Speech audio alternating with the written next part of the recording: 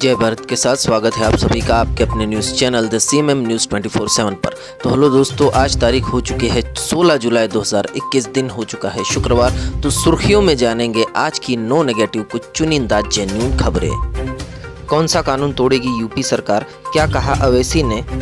अमिताभ बच्चन को लेकर भी खबर आ रही है। पतंजलि को रिसर्च ऑर्गेनाइजेशन घोषित किया गया है और इसे दान देने वालों को इनकम टैक्स में भी राहत दी गई है। इसके साथ ही एसबीआई और एचडीएफसी के ग्राहकों के लिए भी बड़ी खबर है। तो वीडियो के अंत तक बने रहिए हमारे साथ ताकि आपकी कोई भी खबर मिस ना हो।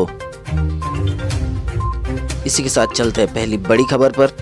पीएम मोदी शुक्रवार को गुजरात में 1100 करोड़ रुपए की परियोजनाओं का उद्घाटन करेंगे। प्रधानमंत्री नरेंद्र मोदी शुक्रवार को वीडियो कॉन्फ्रेंस के जरिए गुजरात में 1100 करोड़ रुपए से ज्यादा की परियोजनाओं का उद्घाटन करेंगे और राष्ट्र को समर्पित करेंगे। इन परियोजनाओं में पुनर्विकसित गांधीनगर रेलवे स्टेशन के ऊपर बना एक नया 5 सितारा होटल शामिल है। गुजरात सरकार के अधिकारियों ने बृहस्पतिवार को यह जानकारी दी। गांधीनगर रेल और शहरी विकास निगम लिमिटेड के प्रबंध निदेशक एस राठौड़ ने गांधीनगर में एक संवाददाता सम्मेलन में कहा कि 318 कमरों वाला यह लग्जरी होटल 790 करोड़ रुपए की लागत से बना है। गरुड़ गुजरात सरकार और रेल मंत्रालय द्वारा स्थापित एक विशेष प्रयोजन कंपनी है। देखते अगली खबर। अगली खबर में है व्हाट्सएप ने 1 महीने में 20 लाख भारतीय खातों पर रोक लगाई। मैसेजिंग सेवा कंपनी व्हाट्सएप ने इस साल 15 मई से 15 जून के बीच 20 लाख भारतीय खातों पर रोक लगाई, जबकि इस दौरान उससे 345 शिकायतें मिली। कंपनी ने अपनी पहली मासिक अनुपालन रिपोर्ट में यह जानकारी दी कि नए आईटी नियमों के तहत रिपोर्ट पेश करना अनिवार्य कर दिया गया है। नए नियमों के तहत 50 लाख से ज्यादा उपयोगकर्ताओं वाले प्रमुख डिजिटल मंचों के लिए हर महीने रिपोर्ट प्रकाशित करना जरूरी है। इस रिपोर्ट में इन मंचों के लिए उन्हें मिलने वाली शिकायतों और उन पर की जाने वाली कार्रवाई का उल्लेख करना भी जरूरी है।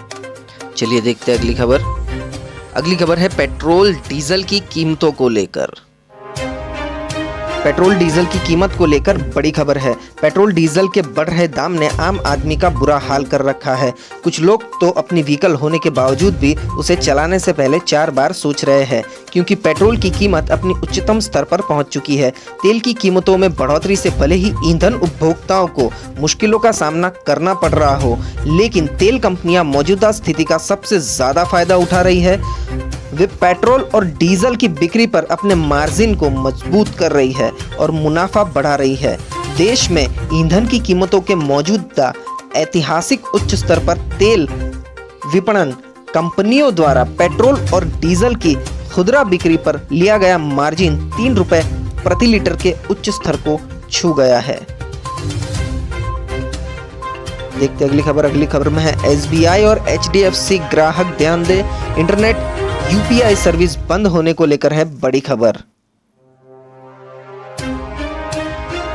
भारतीय स्टेट बैंक और एचडीएफसी बैंक की इंटरनेट बैंकिंग यूपीआई सेवाएं बंद होने को लेकर बड़ी खबर है। एसबीआई की इंटरनेट बैंकिंग यूपीआई, योनो और योनो लाइट सेवाएं, एचडीएफसी बैंक की इंटरनेट और मोबाइल बैंकिंग सेवाओं को लेकर यह खबर है। ऐसे में ग्राहकों को सूचित किया जाता है कि अपने जरूरी बैंकिंग काम जल्दी निपटा लें ताकि आपको असुविधा ना हो। दरअसल एसबीआई ने जानकारी देते हुए यह बताया है कि उसकी online internet banking UPI, YONO और योनो लाइट सेवाएं शुक्रवार रात से शुरू होकर 150 मिनट तक उपलब्ध नहीं रहेंगी।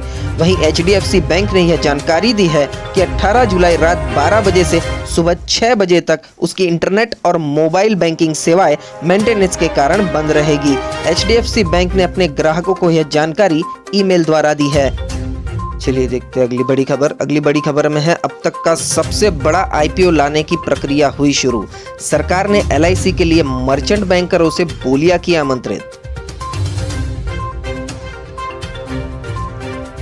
भारतीय पूंजी बाजार के इतिहास में अब तक का सबसे बड़ा आईपीओ लाने की प्रक्रिया गुरुवार से शुरू हो गई है। वित्त मंत्रालय ने गुरुवार को एलआईसी के आईपीओ के लिए बुक रनिंग लीड मैनेजर्स और अन्य सलाहकारों की नियुक्ति के लिए बोलियां आमंत्रित करने के लिए अधिसूचना जारी कर दी है।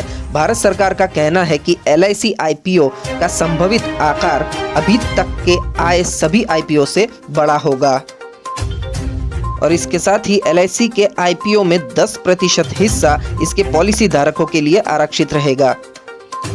देखते हैं अगली बड़ी खबर। अगली बड़ी खबर में है पतंजलि रिसर्च फाउंडेशन ट्रस्ट को दान देने पर मिलेगा आपको ये फायदा, मिलेगी आयकर में छूट। केंद्र सरकार ने बाबा रामदेव के नेतृत्व वाले Patanjali research foundation trust Haridwar को रिसर्च एसोसिएशन का टैग प्रदान किया है, जिससे ट्रस्ट को किए गए दान को आयकर से छूट मिल सकती है। अधिसूचना वर्ष 2021-2022 से 2026-2027 के दौरान किए गए दान पर लागू होगी और कोई दानदाता उसी अवधि के लिए कर कटौती का दावा कर सकता है।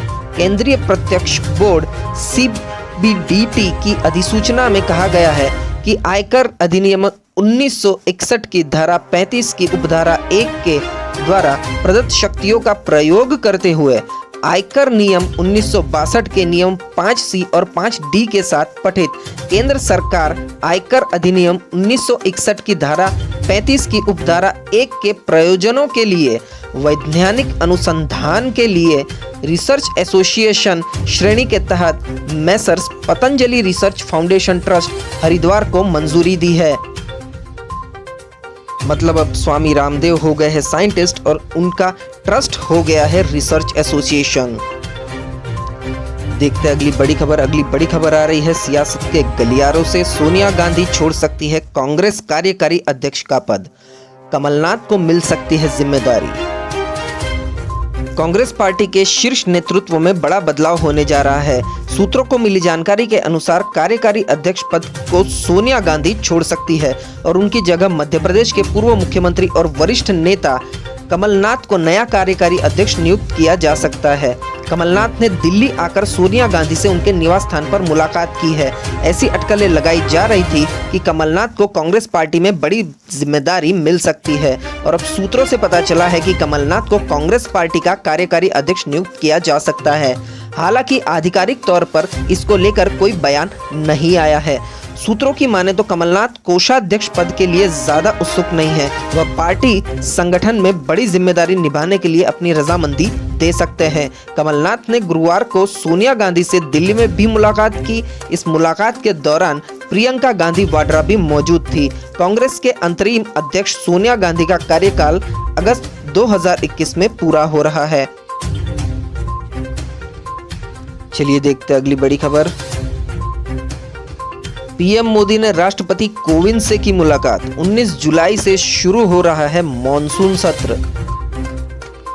प्रधानमंत्री नरेंद्र मोदी ने गुरुवार को राष्ट्रपति रामनाथ कोविंद से राष्ट्रपति भवन जाकर मुलाकात की और विभिन्न महत्वपूर्ण मुद्दों पर उनसे चर्चा भी की। राष्ट्रपति भवन ने एक ट्वीट कर यह जानकारी दी है। राष्ट्रपति भवन की ओर से किए गए ट्वीट में कहा गया था, प्रधानमंत्री नरेंद्र मोदी ने राष्ट्रपति रामनाथ कोविंद से मुलाकात की और उन्हें महत्वपूर्ण मुद्दों से अवगत कराया। पिछले दिनों केंद्रीय मंत्रिपरिषद में फेरबदल और विस्तार के बाद प्रधानमंत्री के राष्ट्रपति से यह पहली मुलाकात हुई है। इससे पहले प्रधानमंत्री ने आज अपने संसदीय क्षेत्र वाराणसी का दौरा किया था। वहां 1500 करोड़ रुपए से अधिक की विभिन्न विकास परियोजनाओं का उद्घाटन और शिलान्यास भी किया था। चलिए देखते अगली खबर। अगली खबर में है हिमाचल के शिमला में भूकंप के झटके 3.6 थी तीव्रता। हिमाचल प्रदेश के शिमला में गुरुवार शाम को भूकंप के झटके महसूस किए गए हैं। नेशनल सेंटर फॉर सिस्मोलॉजी की तरफ से दी गई जानकारी के अनुसार भूकंप शाम 7:47 को महसूस किया गया और रिक्टर स्केल पर उसकी तीव्रता 3.6 आंकी गई है। भूकंप का केंद्र जमीन के 10 किलोमीटर अंदर बताया जा रहा है। फिलहाल किसी जान माल की हानि होने की खबर नहीं आई है। चलिए बढ़ते अगली खबर पर। अगली खबर आ रही है सियासत से। योगी सरकार की जनसंख्या नीति पर असदुद्दीन ओवैसी ने क्या कहा, जानते हैं। AIMIM के मुखिया और सांसद असदुद्दीन ओवैसी ने गुरुवार को उत्तर प्रदेश सरकार द्वारा पिछले रविवार को जारी जनसंख्या नीति को महिलाओं के खिलाफ बताया है। ओवैसी ने यह संवाददाताओं से बातचीत में दावा किया है कि उत्तर प्रदेश में 2 से ज्यादा बच्चे वाले लोगों को सरकारी योजनाओं के लाभ से वंचित करके प्रावधान वाली जनसंख्या नीति से राज्य की महिलाओं को सबसे ज्यादा नुकसान होगा। ओवैसी ने जनसंख्या नीति की वैधानिकता पर सवाल उठाते हुए कहा कि आप यह कहते हैं कि 2 से ज्यादा बच्चे पैदा करने वालों को राशन नहीं मिलेगा, यह संविधान के अनुच्छेद 21 का उल्लंघन है। आबादी आपकी ताकत है, लेकिन आप उसे कमजोरी बना रहे हैं। ऐसा इसलिए किया जा रहा है क्योंकि भाजपा जनता से किए गए तमाम वादे पूरी करने में नाकाम रही है। तो ये बड़ा बयान दिया है असदुद्दीन ओवैसी ने। देखते अगली खबर आ रही है पाकिस्तान से। पाकिस्तान के पूर्व राष्ट्रपति ममनून हुसैन का कराची में हो चुका है इंतकाल। पाकिस्तान के पूर्व राष्ट्रपति ममनून हुसैन का लंबी बीमारी के बाद बुधवार को इंतकाल हो गया। उनके परिवार और पार्टी के नेताओं ने यह जानकारी दी। वह 80 साल के थे। हुसैन का जन्म 1940 में आगरा में हुआ था और वह 1947 में अपने माता पिता के साथ पाकिस्तान चले गए थे। वह सितंबर 2013 से सितंबर 2018 तक पाकिस्तान के 12वें राष्ट्रपति रहे। डॉन अखबार ने पाकिस्तान मुस्लिम लीग नवाज के सिंध के अतिरिक्त महासचिव चौधरी तारिक के हवाले से कहा कि नेता को पिछले साल फरवरी में कैंसर होने को लेकर पता चला था। कुछ दिनों से यहाँ एक निजी अस्पताल में उनका इलाज चल रहा था, जहां उन्होंने अंतिम सांस ली। राष्ट्रपति आरिफ अलवी ने हुसैन के इंतकाल पर भी अफसोस जताया है। बढ़ते अगले समाचार की ओर। अगला समाचार आ रहा है सुप्रीम कोर्ट से। सुप्रीम कोर्ट ने केंद्र से पूछा, गांधी के खिलाफ इस्तेमाल हुए राजद्रोह कानून को खत्म क्यों नहीं करते। सुप्रीम कोर्ट ने आईपीसी की धारा 124A राजद्रोह के दुरुपयोग और इस पर कार्यपालिका की जवाबदेही न होने पर चिंता जताते हुए केंद्र सरकार से सवाल किया है कि क्या आज़ादी के 75 साल बाद भी इस कानून की ज़रूरत है। कोर्ट ने कहा कि इस कानून को लेकर सवाल उठाए जा रहे हैं। यह कानून अंग्रेजों के समय का है।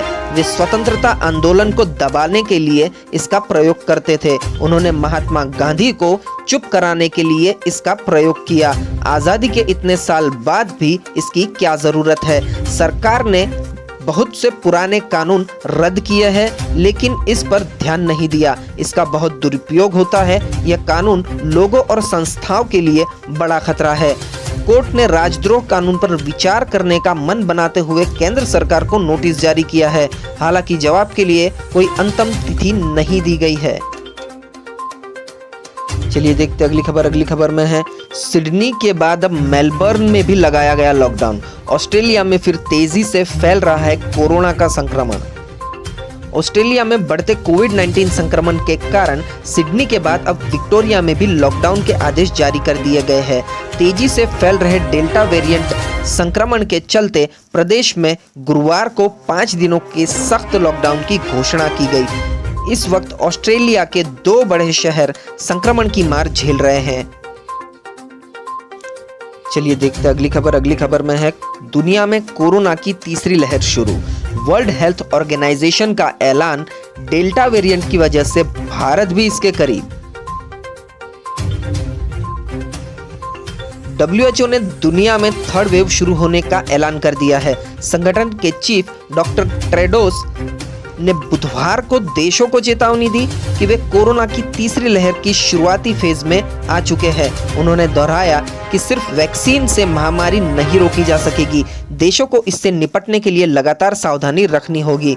कई देशों ने दिखाया भी है कि इस वायरस को कैसे रोका जा सकता है। इधर भारत में भी इसका खतरा करीब दिखाई दे रहा है। एक विदेशी ब्रोकरेज फर्म ने आगाह किया है कि डेल्टा वेरिएंट के बढ़ते मामलों और वायरस के म्यूटेंट होने से देश में कोरोना की तीसरी लहर की आशंका जल्द ही सच में बदल सकती है। देखते अगली खबर आ रही है किसान आंदोलन से। भारतीय किसान यूनियन ने पानीपत में बनाई संसद कूच की रणनीति। 22 जुलाई से शुरू होगा संसद का कूच। पुरुषों के साथ महिला किसान भी लेंगी हिस्सा। 5 सितंबर को यूपी मुजफ्फरनगर में महापंचायत होगी। भारतीय किसान यूनियन ने 22 जुलाई से 13 अगस्त तक होने वाले संसद कूच की गुरुवार को पानीपत में रणनीति बनाई है। प्रदेश अध्यक्ष रतन मान ने बताया कि संसद कूच में रोजाना 200 किसान शामिल होंगे। 26 जुलाई और 9 अगस्त को महिलाएं भी कूच में हिस्सा लेंगी। यूपी और उत्तराखंड में होने वाले विधानसभा चुनाव में भाजपा को हराने के लिए 5 सितंबर को यूपी के मुजफ्फरनगर में राष्ट्रीय किसान महापंचायत का आयोजन किया जाएगा। चलिए देखते हैं अगली खबर। अगली खबर है बॉलीवुड के महानायक अमिताभ बच्चन से रिलेटेड। अमिताभ बच्चन के विरोध में मनसे आ गई है। पोस्टर लगाए हैं उनके घर के सामने, सड़क के चौड़ीकरण में सहयोग करने की अपील की है। राज ठाकरे की पार्टी महाराष्ट्र नवनिर्माण सेना ने अमिताभ बच्चन के जुहू स्थित बंगले प्रतीक्षा के बाहर एक पोस्टर लगाया है। इस पर अभिनेता से बड़ा दिल दिखाने की अपील की गई है। पोस्टर में कहा गया है कि मुंबई के ज्ञानेश्वर मार्ग का जो चौड़ीकरण हो रहा है उसके लिए अमिताभ बच्चन बड़ा दिल दिखाए और प्रशासन की मदद करे। दरअसल प्रतीक्षा की दीवार इस प्रोजेक्ट में बाधक बन रही है। बुधवार रात को लगाए गए इन पोस्टर्स को लेकर अभी तक बच्चन परिवार की कोई प्रतिक्रिया सामने नहीं आई है। मुंबई महानगर पालिका 2017 से ज्ञानेश्वर मार्ग की चौड़ाई 45 फीट से बढ़कर 60 फीट करना चाह रही है। इसके दायरे में अमिताभ बच्चन उद्योगपति केवी सत्यमूर्ति के बंगले का कुछ हिस्सा आ रहा है। सत्यमूर्ति को ज्यादा नुकसान हो रहा है, इसलिए उन्होंने बीएमसी का नोटिस मिलने के बाद कोर्ट का रुख किया है। चलिए देखते अगली खबर। अगली खबर आ रही है पंजाब से। पंजाब कांग्रेस में मचा है घमासान। जी हाँ दोस्तों, सिद्धू और कैप्टन अमरिंदर के बीच काफी सियासी खींचतान चल रही है जो कि अभी तक थमी नहीं है। पंजाब में प्रदेश कांग्रेस कमेटी के प्रधान की घोषणा से पहले कांग्रेस में घमासान मच गया है। पंजाब कांग्रेस में इस वक्त नवजोत सिंह सिद्धू और सीएम कैप्टन अमरिंदर सिंह के 2 गुट बन चुके हैं। गुरुवार को कांग्रेस के पंजाब इंचार्ज हरीश रावत के संकेत के बाद राज्य में कांग्रेस के भीतर बड़ी हलचल मची हुई है। प्रधान की घोषणा को समय करीब देखते हुए नवजोत सिंह सिद्धू और कैप्टन अमरिंदर सिंह अपने अपने समर्थक विधायकों व सांसदों के साथ बैठक कर रहे हैं। कैप्टन के साथ उनके सलाहकार भी इस बैठक का हिस्सा है। तो चलिए अब जानते हैं सर्राफा बाजार का हाल क्या है। सोने का भाव पिछले 2 दिनों से मल्टी कमोडिटी एक्सचेंज यानी MCX पर सोने चांदी के भाव में जोरदार उछाल देखा जा रहा है। 15 जुलाई 2021 को सोने का अगस्त वायदा 159 रुपए की तेजी के साथ 48,458 रुपए प्रति 10 ग्राम पर कारोबार करता हुआ देखा गया। इसी बीच MCX पर 0.60% यानी 418 रुपए की तेजी के साथ चांदी सितंबर का वायदे की कीमत 69,830 रुपए प्रति किलोग्राम पर पहुंच गई। अब जानते हैं मौसम का हाल कैसा रहेगा। अगले 24 घंटे का भारत का मौसम का पूर्वानुमान। अगले 24 घंटे के दौरान कोंकण, गोवा और तटीय कर्नाटक और केरल के कुछ हिस्सों में मध्यम से भारी बारिश की संभावना है। दक्षिण गुजरात, मध्य महाराष्ट्र, मराठवाड़ा के कुछ हिस्सों, तेलंगाना और विदर्भ के अलग अलग हिस्सों, सिक्किम, उप हिमालयी पश्चिम बंगाल, असम, मेघालय, अरुणाचल प्रदेश, नागालैंड, अंडमान और निकोबार द्वीप समूह में हल्की से मध्यम बारिश के साथ कुछ स्थानों पर भारी बारिश हो सकती है। पश्चिम हिमालय, पंजाब के कुछ हिस्सों, हरियाणा, उत्तर पश्चिम उत्तर प्रदेश, छत्तीसगढ़, आंतरिक कर्नाटक, आंध्र प्रदेश के उत्तरी तट और रायलसीमा में हल्की से मध्यम बारिश के साथ 1-2 स्थानों पर कुछ देर के लिए तेज बारिश हो सकती है। दिल्ली, राजस्थान के कुछ हिस्सों, गुजरात के बाकी हिस्सों, बिहार के कुछ हिस्सों, झारखंड, ओडिशा, पश्चिम बंगाल, बाकी पूर्वोत्तर भारत और लक्षद्वीप में भी हल्की बारिश संभव है।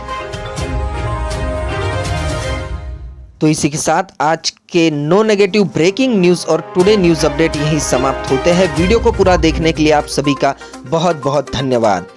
देश और दुनिया की जेन्युइन और पॉजिटिव खबरें देखने के लिए सब्सक्राइब कीजिए द CMM न्यूज 24/7 को और बेल आइकन को भी प्रेस कर दीजिए ताकि हर रोज की बड़ी खबरें सबसे पहले आपके मोबाइल पर मिल जाए।